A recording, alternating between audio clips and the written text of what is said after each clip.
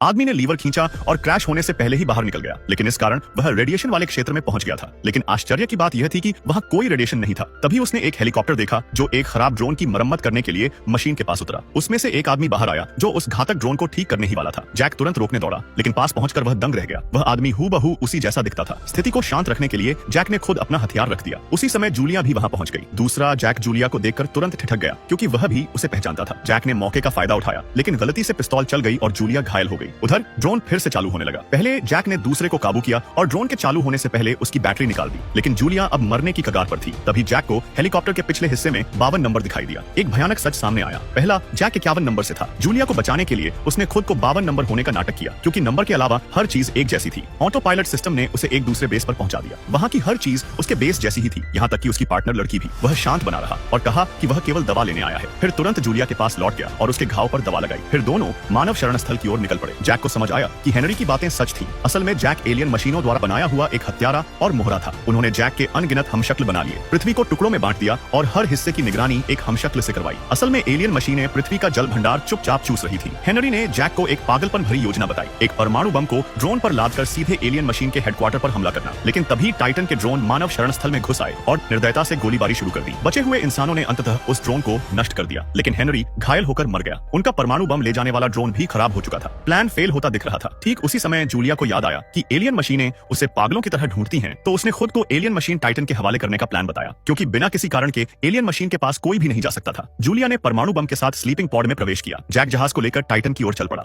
यात्रा के दौरान उसे 60 साल पुरानी सच्चाई याद आई। जैक असल में एक अंतरिक्ष यात्री था, जहां पहली बार वे एलियन मशीन टाइटन के मिशन पर गए थे। लेकिन टाइटन मशीन ने जैक और उसकी महिला पार्टनर को अपनी मशीन के अंदर खींच लिया था। संभवतः उन्हीं के डीएनए से बने जैक ने टाइटन में अपने अनगिनत क्लोन देखे। उसने स्लीपिंग पॉड को टाइटन के सेंट्रल कंट्रोल की ओर ले गया। पहली बार टाइटन मशीन का एआई दिखा। जब उसने जूलिया को मारने के लिए पॉड खोला तो उसमें से हेनरी निकला। असल में जैक ने पॉड बदल दिया था। एआई कुछ कर पाता उससे पहले ही एक भीषण विस्फोट हुआ और एलियन मशीन टाइटन तबाह हो गई। पृथ्वी पर उसके सभी ड्रोन सिग्नल खोकर गिर पड़े। 3 साल बाद जैक की बेटी बड़ी हो चुकी थी, लेकिन तभी कुछ अजनबी वहां घुस आए। उनमें से एक को देखकर जूलिया सन्न रह गई। यह वही जैक था, 52 नंबर।